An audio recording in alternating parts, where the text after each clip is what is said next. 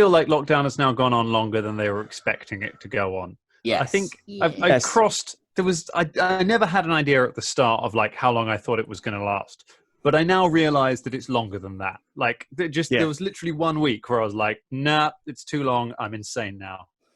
Sorry, someone said yes. I didn't recognize their voice. Who was that? Who was that? Is that voice? There's another voice. Wait, another voice. what? Another guest on the Danger Club podcast. We're going to turn a chair around here. It's Naomi from Power Word Roll. Hello, Naomi. Hey! Hello. Hey! Welcome to the show, and indeed, welcome to you, and welcome to everyone else. Hello, everyone, and welcome to the Danger Club podcast. Yeah. Huzzah. We are back, still in lockdown, still recording remotely, and here with Naomi from Power Word Roll to tell a brand new story. Naomi, how you doing? I'm good. I'm feeling another episode of Power Word Danger. Yes. So, we're ready to go. It's about time, because we've been on your show so many times.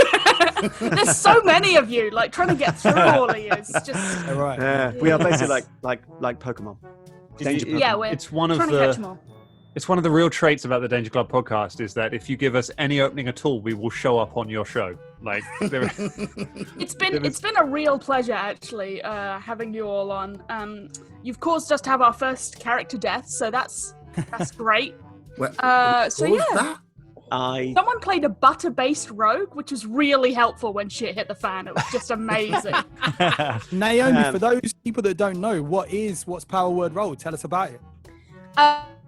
So Power Word Roll is we do the D&D, but we cut out all the garbage. So if it's boring, it gets cut. So we leave you with 30 minutes of fast-paced, fun D&D. Hang on. Mike's got his hand up. If the garbage all gets cut, then how did we end up on it? Am I right, guys? Am I right? Hello. Whoa, good morning. Again, we sneaked on there like we do every time. So we just keep the jokes. So there's some that I have had to cut that just obviously just so flat. But we do what we can with what we have. Sometimes I just have to put the laugh track in afterwards. Scott, bad 90s sitcom. And then that's it. That was Scott on the Powered Roll. That's that. It makes for a really intimidating record. When we did our Dragon Meet show with you guys, which is the only one we've recorded in the same room where we've all been together, there were just moments where one of us would make a joke and nothing would be said, but there was just a look on your face that you were just like, well, that's not going in. On our full recordings, you can definitely hear us sometimes say, well, that's getting cut. You just keep those in. That's like conversations. That's half our podcast just going. I'm cutting that. If only we had someone on our podcast that did that. I mean, who would that be? Who please our podcast? Colin. Can we pay someone for that? Hey, listen, man. I keep all the bad stuff in, even mine. You do. Episode coming out on Monday. Oh well, sorry. This will go in the future, won't it? There's an episode we released a couple of weeks ago, and I completely mispronounce a word and just leave it in. I'm just like, yeah, whatever. I could have recorded myself saying the word right and made myself look great. Nope. Oh, that's what I do.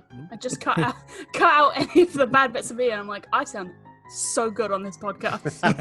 Just give yourself a bit of ADR and make everyone else look shit. Yeah. Your podcast is a little bit like the sort of Instagram filter of podcasts, and that's essentially what you're saying with Power Word Roll. Is that what you're going for? Yeah, so obviously Conrad is a very beautiful young man, so he kind of carries it for the rest of us. We just put his face on everything. So, that's how we do it, really. His face affects the podcast quality. Yeah. Big up, Conrad. Big up, Conrad. It's nice. That's the nicest we've ever been to him. He's not even here to hear it. Not on the here. stuff you cut is you guys being mean to Conrad. No, we don't cut that. We always leave us being mean to Conrad in. Oh, I have promised him I will teach him Starfinder at some point, so we will definitely do that sometime. But it is good to, because that is kind of our entire marketing strategy with this podcast is us showing up to other people's stuff. Like that's kind of, there was a big thread on our Discord a while ago about how did you discover the Danger Club podcast? How did you become a Dangerling? And people talking about it.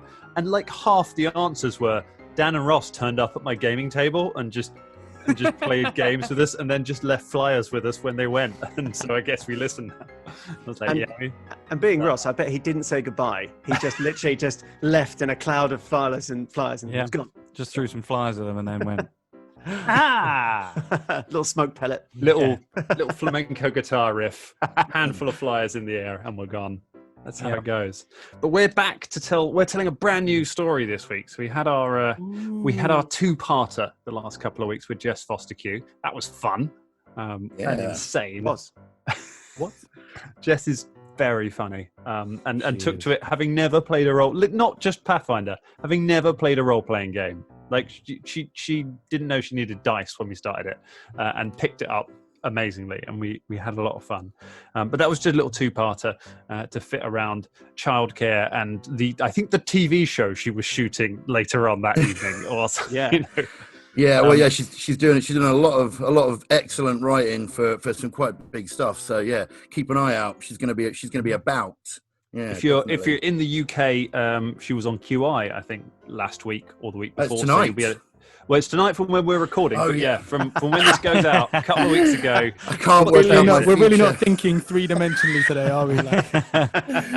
Sometime it's on somewhere. It's MCM Comic On. It's never MCM Comic On. That's the only thing we that's need changed. to replay that scene from Back to the Future where he explains how time works, so we can go right. But it'll be on iPlayer. If you want to go check out, you want to see Jess being funny, that'll be it. That's on iPlayer. Oh, I thought you meant the Danger Club podcast. Danger Club podcast. Yeah, I'm going to sneak it in there. That's the Ross and I are going to sneak into the BBC. Just throw some flyers at Stephen Fry. That's how it works. This will just appear and just throw flyers and just disappear again on live television. At the BBC. Stick a flyer into one of the tape decks. Be like, there we go.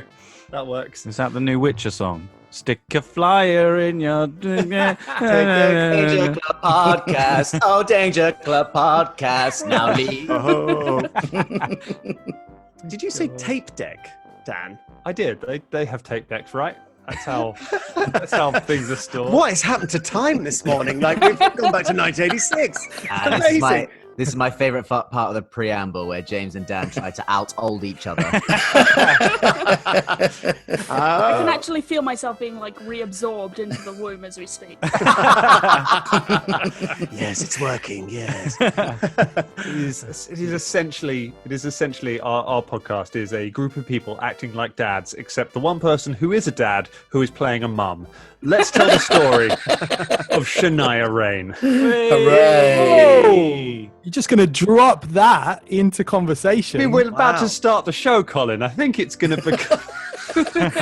I'm still surprised. I'm still this is too much for me. Colin's going to edit that bit out. Yeah. Let's keep it mysterious as we go back in time and we drop down through the earth into the Darklands far below Galarian. Now, could at this point be anyone's backstory as we drop down through the upper levels where the troglodytes live, the Zolgaths and the dinosaurs. Dinosaurs live underground in Galarian. We drop through that to the second level of the Darklands, to the great mushroom cities, to the great spires, the home of the Drow. Could be anyone. Who is it? Is it Ed Johnson? That's what my money on is. My money's on for this backstory. Depends on how long ago it was. It depends how long ago. It could be a long, long time. It feels like a long, long time ago in a galaxy far underground. Ed Johnson isn't as old as the Earth, Colin. You can't have that. That's what I was saying. He's not as old as, but he goes as deep as. So He's timeless. He's timeless. And as we go, we're going back a long, long way. So Shania, you are thinking back hundreds of years, and you're thinking back as far as you can in your memory. And there you can see a baby Fardine the Panotti. It's his story that we're telling today. It's a tiny little elephant man. No. What am I doing? This is a really serious bit. Right. You go back as far as you can remember. Young Shania Rain. You're a small girl. You're sat on a bed with your mother. You're clutching your favorite toy close to your chest as she speaks. What's Shania's favorite toy? What's her toy as a little girl? It's a little wooden monkey. a little wooden monkey. Yes, You're holding. it has sort of opposable arms, so it can reach up for you like this. Oh. Whoa! No one can see that, but I reached up. With both my arms. A little clingy thing. Yeah, a little clingy monkey. Opposable monkey. That's a opposable monkey. It's another rock name. Their second album was great. I loved it. That's a prestige toy. Like your mother queued up outside Toys R Us for that. Well, I mean, I think she whittled it herself. Nice. I mean, it's toys were yours. So you're holding a toy close to you, and your mother is holding up a symbol. She's holding up a spiral. It's carved from a piece of the dried woody fungus that your people use in crafts. And as she holds up to you, she says, "You see this, Shania? This is a forbidden symbol among our people. But I want you to see it. It is the marker of the Lady of Graves. People think that Pharasma is the goddess of death, and she is, but that is only one end of the spiral. She is also the goddess of birth, of prophecy. She is complex in a way that our people do not understand. Here, look at this symbol, Shania." She hands you the little spiral and gives it to you to look at. And you feel your fingers. The birth and the death, they are one thing? You see at one end of the spiral, this is death. And at the other end of the spiral, this is birth. But everything in between, the spiral itself, that is the unknowable prophecy of life. You are all of these things, Shania. Never forget that. On the one hand, you are who you are born to be. Some people will never see past that. And also, there are others who will remember you in a way that you are when you are gone. And you are that person as well. You are their memories. But you are also the part in the middle, my child. The choices that you make, the lives that you touch. This is a part of you as well. I think you are older now. I think it is time for me to tell you why we have left Umberweb behind. Why we are traveling closer to the surface. Yeah, I've been wondering.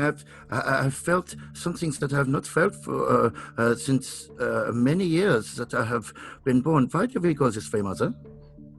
Your mother is about to speak when suddenly there's a crash from downstairs, from somewhere in the house. You hear the sound of shouts, and then the sounds of metal clanging against metal. Your mother looks up and looks alarmed as she hears the noise. She turns back to you quickly. Under the bed, Shania. Now. What is happening? Do not argue with me, child. Under the bed, now. You stay there. You do not make a sound, no matter what happens. Do as I say. Yes, Mother. But why? Don't leave me. Mother, please, do not leave me on my own. I do not understand. Hustles you under the bed quickly. She turns and moves across the room. You see her feet as she runs across to the door, opens it, and peers out. As soon as the door opens, you hear the sound of battle raging somewhere down below. It fills your ears, the sound of voices shouting in a language you don't understand. She bends down and throws one final glance back to you, and then she wreathes her hand in emerald magic and runs out of the room, slamming the door behind her. The ferocious noise rises to a crescendo, and you hear a great explosion from downstairs. More clanging, more screaming, until suddenly the noise starts to go quiet, bit by bit, until finally the room is completely silent. You wait for a couple of moments, and then you hear the thump, thump, thump of heavy footsteps coming up the corridor outside the room. You push yourself back as far as you can under the bed as you sense something on the other side of the door. The door creaks and very slowly opens. And under the bed, from your place under the bed, you can see a pair of stocky, booted feet entering the room. You can tell by the way it breathes that it's a dwarf. There's something about it. Breathing heavily as it strides in. It makes its way across the room towards the bed where you're hiding. And it gets so close that you're convinced that it must have seen you. And suddenly it turns and sits down on the mattress. The whole thing sags close to you as the creature sits down on the bed on top of you. And you can smell the sweat and the blood. There's a clang as a huge axe drops to the floor and lands on the stone just inches from your nose. And you look out of it and you can see a dragon motif carved onto the blade of it.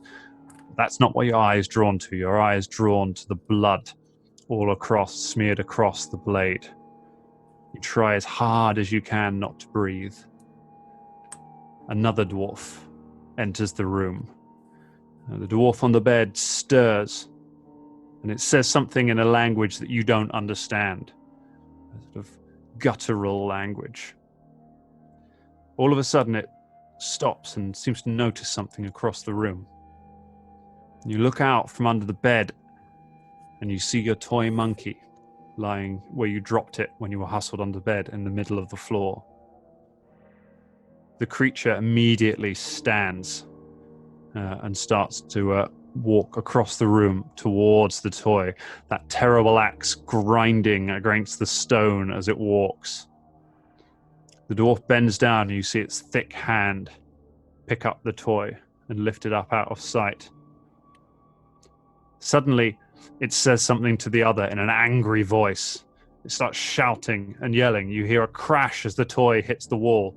The dwarves start shouting at each other so heatedly that you think they're going to come to blows. You don't know what they're shouting about, but they're yelling. The one that was sitting on the bed is furious. And all of a sudden, they sweep out of the room and they're gone. You're there in silence. You don't know how long you lay there.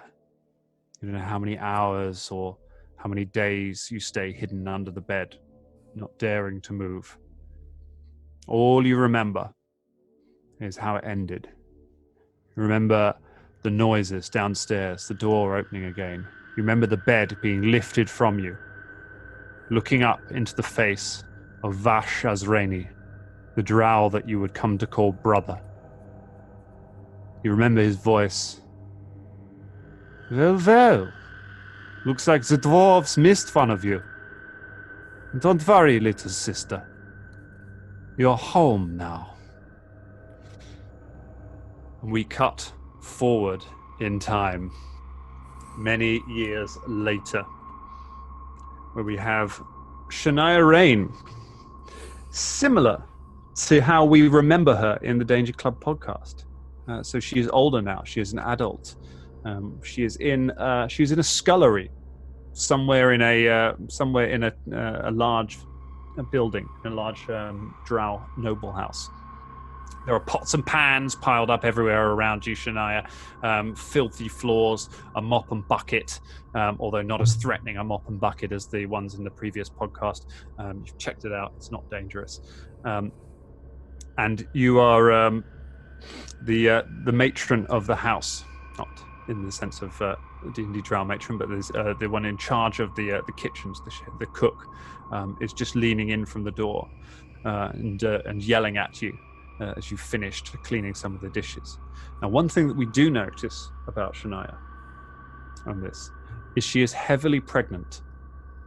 You are how far along would you say you are, Shania? I mean, it's going to be sort of in terms of what a human pregnancy would be.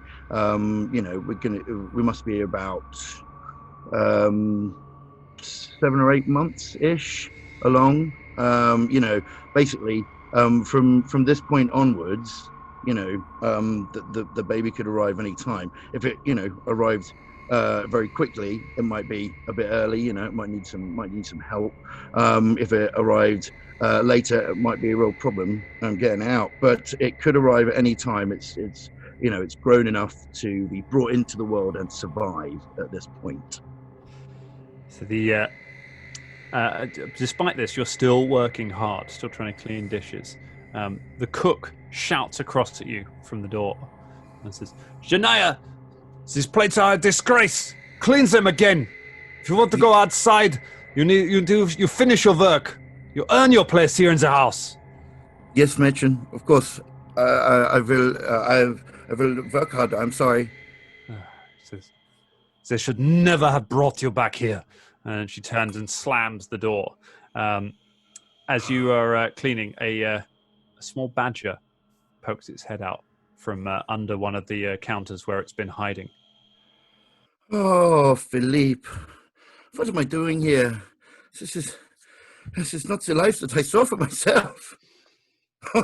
You are my only friend. The badger looks at you sadly and nods.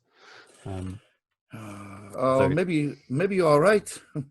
Maybe there's something wrong with me. I don't fit in here. But then, how could I possibly fit in up there?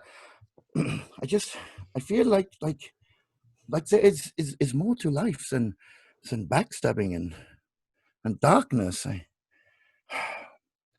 Look at this place, isn't it dank? There's something rotting, it's totally rank, and I'm just a girl who has nothing. Look at these shoes, so full of holes, and all my friends, they are badgers and moles. Look at this girl, she has got nothing. My family is dead and I'm skinny, except for the child they put in me. You want a reason to live? Well, I've got one. But what if it's a boy? Well, what then? I want to be where the humans are, out in the weather where everything's bright. I want to be where the sun comes out and everything's bathed in that. What's the word? Light. Out of this cave, I'd be so brave, cast off the shadows of the night. I'll go up there, where things are fair, into the light. Oh, Philippe. Yes! Oh, how I wish. I had known what Mother was talking about, where we were going. There's something inside of me, something maybe I will discover one day. But for now, I must finish these dishes. Now, you get along, you little scamp. You are interrupted from your thinking by the door opening again. Naomi, you have come down to check on Shania, who is within your care. Would you like to tell us who enters the room? Yeah, I think I'll just enter if that's okay. Yeah, go for it. Because obviously, the rock is always greener in someone else's cave. You dream about going up there, but it's a big mistake. And this is your aunt / birthing coach, Karen, who walks into the room. Car, I'm sorry, I was just dreaming again. You know how I am. Well, you are... I see you have a lot of dishes to do. But as your birthing coach, I really think that we should be breathing while we do this. So are you saying that with every dish I wash, I can breathe? One in, dish wash. One out, dish dry. Dish wash, dish dry. Dish wash, dish dry. Is this No, slower. Oh, slower. Dish Mostly, the dishes are still dirty. You can't wash them that fast. Okay. You really need to take a little bit more time and care. I have been told that my dishwashing technique leaves an awful lot to be desired. Perhaps I was not made to wash dishes. I don't know. I think Karen comes and she puts her arms around you as best she can, and there's this sort of teaching you to play pool sort of moment, but with washing dishes. Like Ghost. Hello. Is it me you're washing for? So like a hand on my hand. Yeah. And showing me how to go round and round a dish slowly. That's gentle circles. Like this is the circle of life we're experiencing here together. I see. I am completely comfortable with this. This is fine for me. I have no problem with what you are doing there. That's okay. Yeah, I'm I unthreatened feel like by we're you. connecting, and that's what it's all about. The badger, Yeah, the badger from its place under the counter turns and looks at a couple of rats. They both shrug, and they all at that point, the door opens again. Ross, you have been sent to bring bring Karen and Shania upstairs to the audience chamber for a meeting with the lady of the house. Please tell us who enters the room. Imrath Ergen. He's a drow man who has curtains, white hair curtains. He's also wearing spectacles, and he squints a lot. It's almost like he's short-sighted, and he's not like muscly. He's quite lean. He looks a bit shy, and he comes in and goes, hello there. Hello, Shania. Hello. Imras. Hello. Can I help you? Yeah. You're looking very beautiful today. Please, do you need to sit down? I can get you a chair or something if you need to. Well, I am in the middle of doing my breathing exercises and dishwashing. I'm not sure that I should. I would be in trouble. Oh no. So you've got to go upstairs into the meeting chamber. You are requested, both of you. Yeah. In her condition, you can't be serious. I can help you up. I can carry you if you like. I think that's only right. Okay. Are you sure? I mean, I'm heavy with child. I'm You're not heavy with child. Ross, You're if you fucking drop pregnant Shania, like I and the Dangerling's gonna find out where you fucking live. I swear to fucking God. I can sort of help your arm if you want, like rather than carry you fully if you want. Perhaps this would be best. Yeah, okay. And then you know it's what? Unacceptable. Well, perhaps you could take the other arm, and between you, then I will. No, I need to be safe. with you spiritually, but not physically. Oh, okay. I have a pinched nerve in my joint that means I cannot help. So I understand. Okay. But I'll be with you the whole way. There's two ways up these stairs based on this conversation. I can tell you one of them involves rolling a dice and one of them doesn't. Well, we go to there's an easier way to get up if you want. And you know what, Shania? I will I can do the dishes for you, so you don't have to do them. You would do my dishes for me? No, this is crazy. We would both be for the chop. No, it's okay. I won't tell if you don't. He sort of half smiles. Okay. Why am I needed upstairs? I don't know. They didn't tell me. They just said that they needed you two to come upstairs to meet in the chamber. Okay, Shania takes a deep breath. She's clearly scared about what's going to happen up there, and goes to make her way up the stairs. Okay.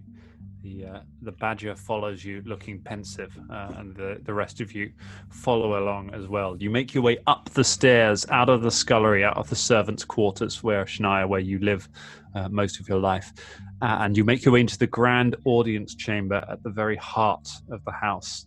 There's a great table in the center where the main family dine, and at the end there is a great chair where people sit.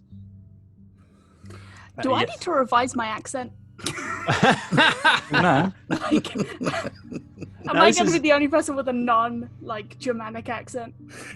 Germanic is a very generous way of describing this. Cool. It's sort of just vaguely, Scott's not. It's fine. There will be others, don't worry. And this is only I think we established the Umberweb accent, this particular part of the Darklands, but there are Drow from different parts, so that is fine. Cool. It's not like gnomes who are universally French. So you're in the great audience chamber, and at the end, at the very top of the room, there is a throne on which is sat your stepmother, Zilqua Azraine, the Zilqua. Zilqua. Zilqua. Zilqua. Zilqua. Okay. Azraine. She has been the head of the Azraine family for centuries and has ruled over it. Standing beside her is her husband, Trajanus Azraine. Zilqua is an impressive and imposing dark elf. She has a great mane of white hair, which is heavily braided around a bejeweled headpiece. She wears a purple gown and jeweled rings and necklace as she sits and stares out at you.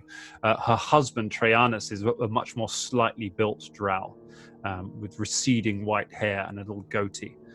As soon as you enter the room, he looks away from you and he will not meet your gaze while you're in the room. Trey! I haven't seen you all day. How are you doing? He shuffles. Karin? Brother, it has been too long. Yes, it does. It is always good to see that you are looking well, I suppose. Well, I've been trying this new tea. It just completely flushes you out. It's amazing. At that point, as you all think about being flushed out by tea, you notice there is another person in the room, sat in one of the chairs at the side of the room. There is another drow. James, would you tell us who is sat in the room as well? I will. Sat in that chair is a sort of tall, rather thin, but strong-looking drow. He looks like a hunter. He's wearing sort of a fairly plain leather armor, sort of dark leather armor, and his white hair swept back into a ponytail. And he's wearing a sort of a cloak, which is quite heavily lined with fur. And that is Nalas, who is Shania's older stepbrother. He looks rather disdainfully at the party as they enter. Oh, look, it's fat little Shani. She is hello? with child. It is a beautiful time in a young lady's life. So you say. Peter, but why have you called me here? Your stepmother regards you with some interest and then beckons you forward towards her. Do you approach? Yes. It's a trap, Rusgollum.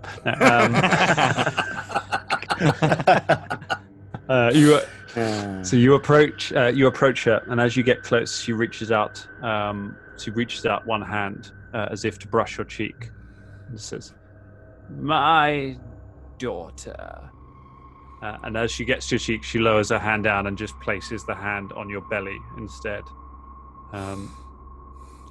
Says, "This is a great honor that you carry, Shania. You are carrying the future head of House Azraine. When that girl is born, she will one day succeed me and my other disappointing children as the head of this great household and return us to glory. I hope you understand the privilege that you have been given by being allowed to carry this." Yeah, of course I do, Meta, of course. She bows her head, she's shaking, she's clearly fearful.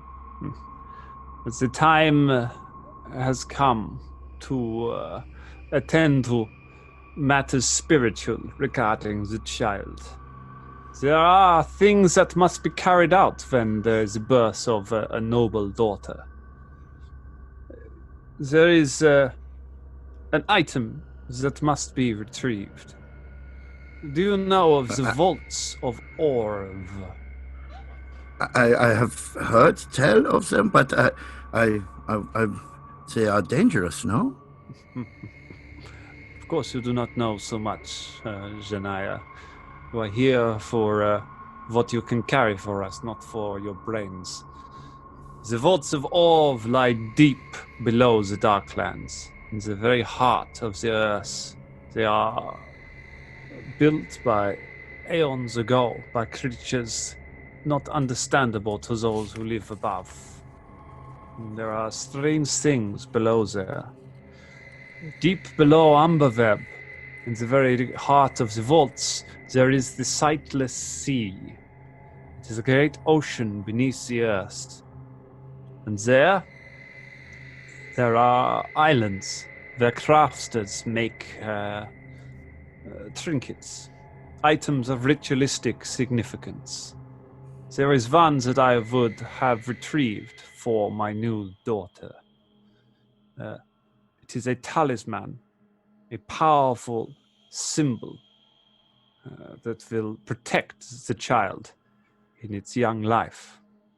It is tradition that expected mothers will go to this place and retrieve these items. Normally, they do not go as deep as the vaults themselves, but the last group that I sent to retrieve it, to bring it part of the way for you to meet them, disappointed me. And so now we are forced, with the times that is presented to us, to send you yourself. It is imperative you retrieve this before the child is born, if it is to grow to the powers that I require it. Mate, you wish for me to go, but what of the child? The child could be harmed. No, this is dangerous. I trust that you would not allow that to happen. But, to be sure, I am not sending you alone. Karen will travel with you, obviously, because, frankly, I don't want her in the house anymore. I trip over her yoga mat all the time. It's a nightmare. There's incense everywhere. It's dreadful. Imrath will protect you as well.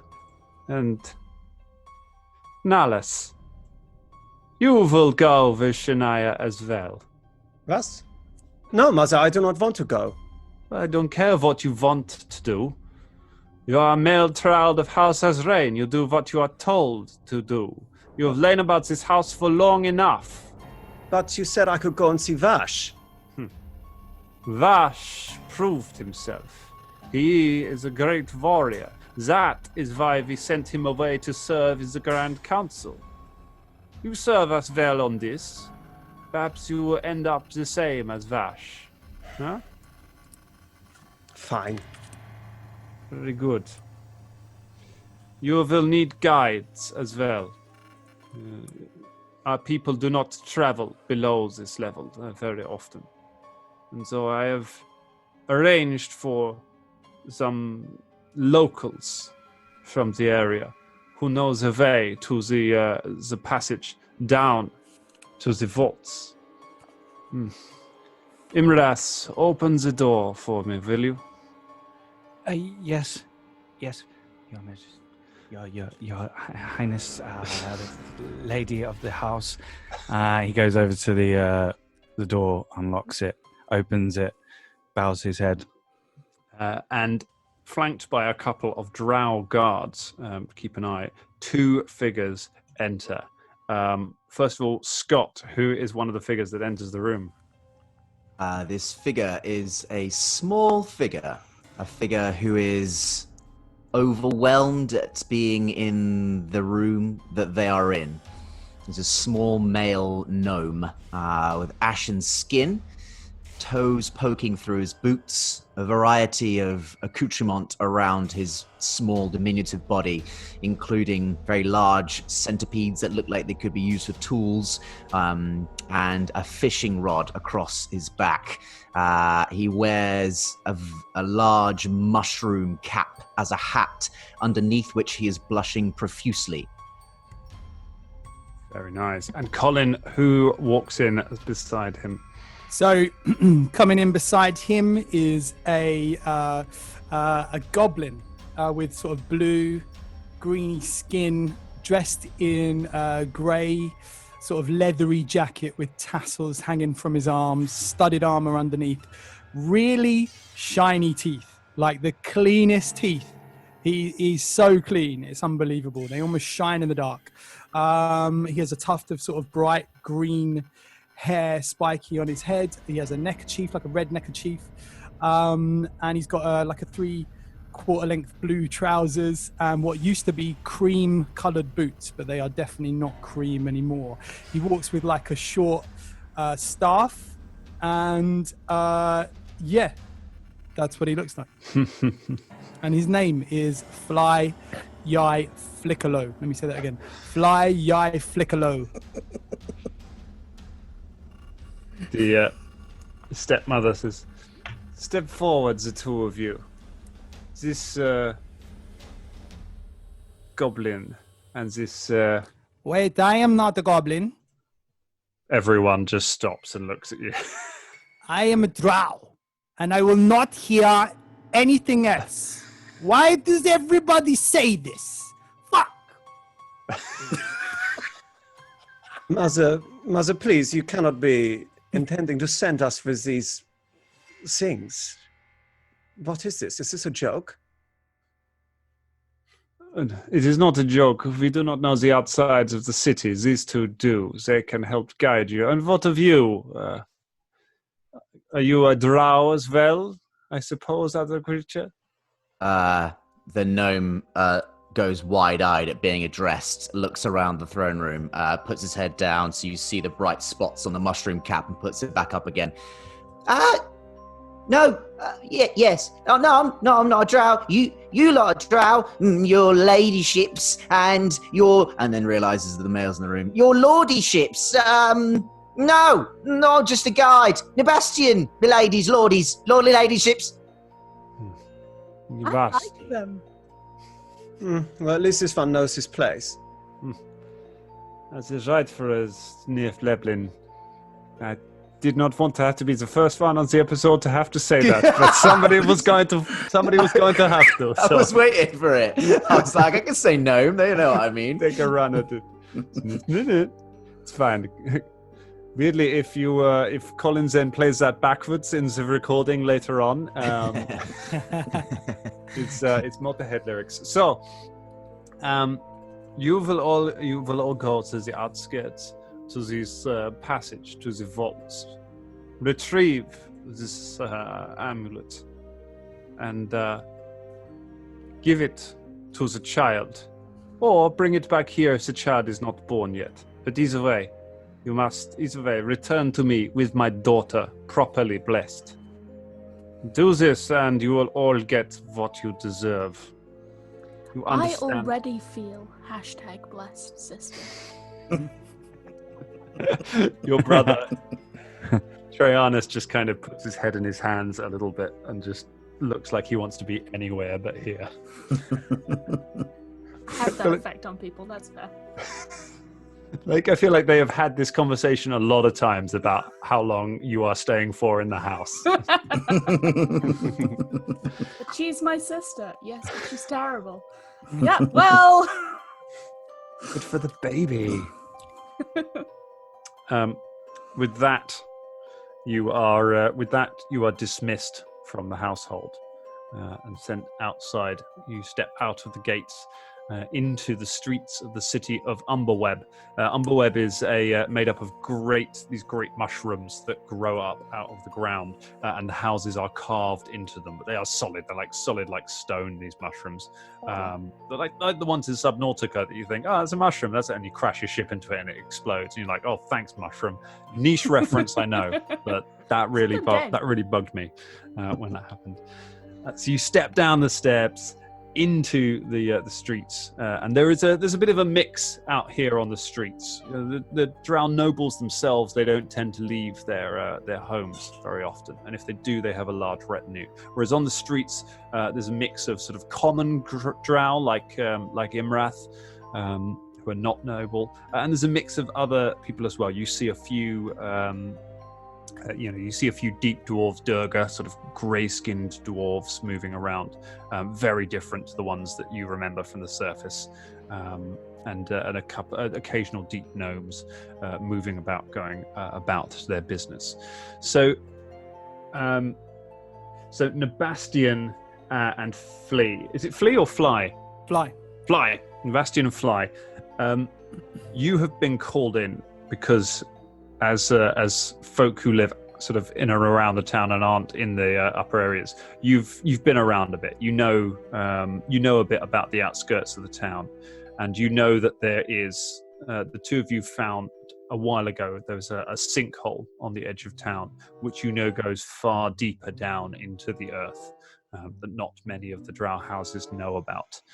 That is why you were called upon to help guide everyone to there. But we'll pick up with you all in the street as you're because this is the first time you're all gathered together. We'll jump in with you here and see how's everyone doing. Okay.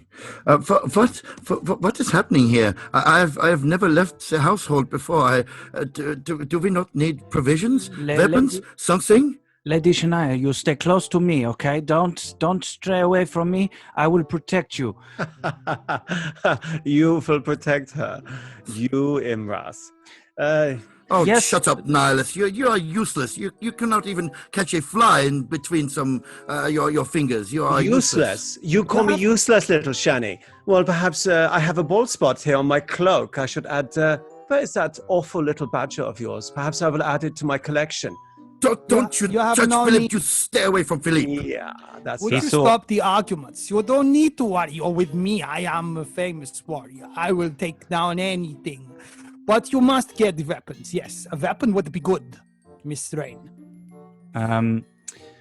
Imrath hands Shania a dagger that he has and says, "Here, for your protection." Thank you so much. But wait, hold on. I think I have here. Yes. From when I was doing the harvest, this sickle I have. Yeah. Okay. This is. What you're going to say from when you were washing the pots? You just got a sickle. It's good for scraping off the water. It's great. I just need this to wash the pots. They had some grilled chiseled on cheese. This only gets off with the sickle, yeah. Drow love their grilled cheese. That's a famous. Famous Drow, yeah. They'll have a bit of Welsh rarebit. That's all they eat. This is good, yeah. So now you have the weapons. We can go to the sinkholes. Wait, hold on. The sinkholes? Where are they? Yes, on the outskirts of town. It is over here. I've been here before. Ladyship, the Drow, Sebastian looks at Fly, is correct. There is a big hole, goes right down into the middle of the earths. And I can smell it, and things come out of there, and sometimes I talk to them, and don't worry, it's all going to be okay. Have you been down there yourselves? Either of you? No, but I've been around it, and I fished in the air over the hole, and I've got some grubs. I think I have seen you. I think I have seen you around the edge of the hole. You wouldn't never see me. I'm sneaky when I want to be. I can just pretend to be a mushroom. Look, he stands very still, pretends to be a mushroom. Yeah, yes, I see what you do. Is it really dangerous down there? Who knows? I have never been down there, but it is exciting, no? So both of you are just hole edge hangers. This is what we've got. Just you hang on the edge of holes, and this is our party. Or my ladyship. Go on. My ladyship. If it was dangerous, it surely would prove no danger to Drow as powerful and as mighty as yourselves and the sirs here. Why? Surely nothing in all the Darklands can be dangerous to people such as yourselves. And he does a little bow. I am a scullery maid, you fool. Oh, God. I don't know what that is, but I'm sure it's majestic. Do not worry about little fat Shani, but here you are correct, yeah? And Nalas unstrings like a really, really beautiful composite longbow from his back. I will protect you. At least one of us has some breathing. Naomi, what does Karen think about this? I think Karen's kind of, she's in the back and she's doing a little bit of stretching and a little bit of downward dog kind of is happening. She, they're having this conversation about who will protect who, and she does a backwards walkover with her bendy fucking body. And she's like, what's important here is not to stress. Stress leads to putting all of that bad vibes into the body, and then you're sending those bad vibes into the baby. And as we know, babies only good vibes. Good vibes only for babies. And and she, you know what, Karen, you are absolutely right. For the good of the baby, we must all be calm. We must undertake this challenge and we must do it well. Come. I mean, I've had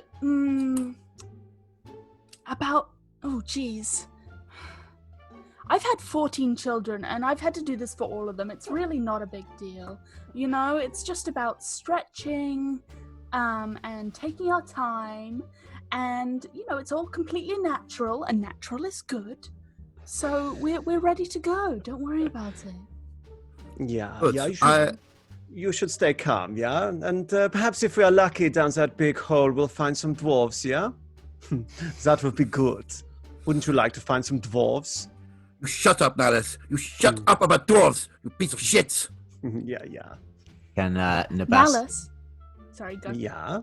Sebastian's just looking at Karen doing the stretching and takes anything that the Drow do as amazing and majestic, and would try and like to very shyly emulate what she's doing in the street. Just see if I can. Can I was that a performance check? Or Go something? ahead, give us a performance check to see if you can match. No stress. That's a natural 1, my friends. You both tie yourself in a knot and become stressed. Oh. I don't know. This looks stressful to me. I don't think you look very relaxed there, little mushroom. You have to work through it. It's a process.